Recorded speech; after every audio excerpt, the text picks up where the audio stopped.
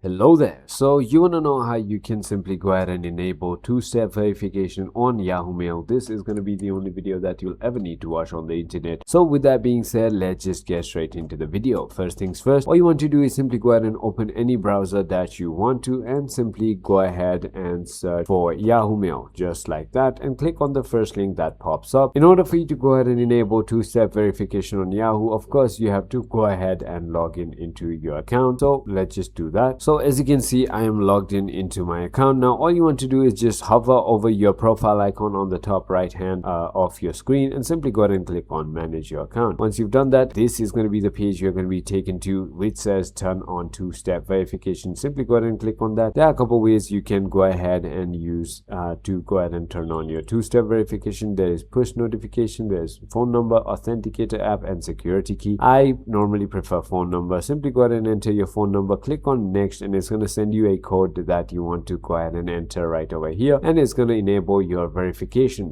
two-step verification, because if anyone tries to log in, it's going to go ahead and ask for that code again in order for you to go ahead and log in. So I hope this video was helpful to you. If it was, hit that like button and I'll see you on the next one.